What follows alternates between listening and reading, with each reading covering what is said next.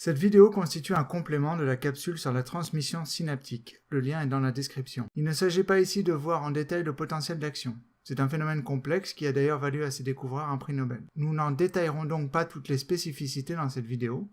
Nous n'en verrons ici que quelques grands principes afin de vous permettre de mieux comprendre ce qui se passe au niveau de la synapse. Zoomons sur l'axone pour étudier ce qui s'y passe. De part et d'autre de la membrane se trouvent des espèces chimiques chargées positivement.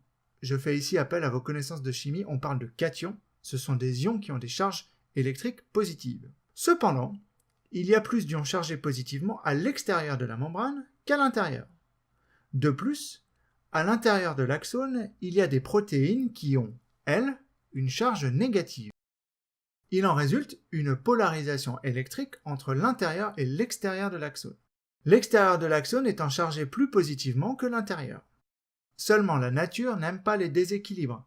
Les charges électriques vont donc chercher à s'équilibrer entre l'intérieur et l'extérieur de l'axone. Pour ce faire, il faut que se mette en place un déplacement des ions entre l'intérieur et l'extérieur de l'axone. Mais ces milieux sont séparés par la membrane plasmique qui empêche ces échanges. Pour permettre l'équilibrage des charges sont répartis le long de la membrane des canaux. Ces canaux agissent comme des portes qui s'ouvrent et se ferment, permettant ainsi le passage des espèces chimiques d'un côté à l'autre de la membrane.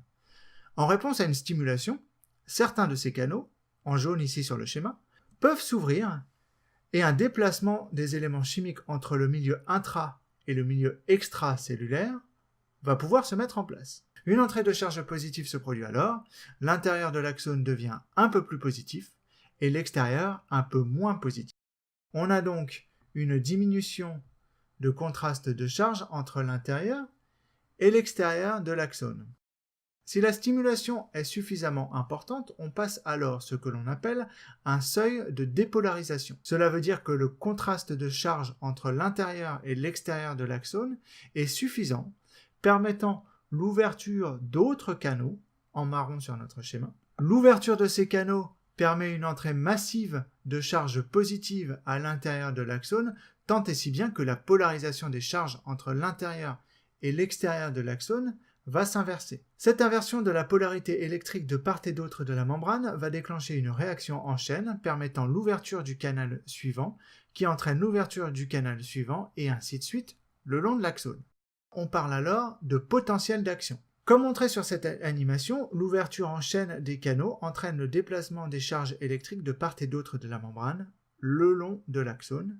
C'est ce qui donne la nature électrique du signal nerveux.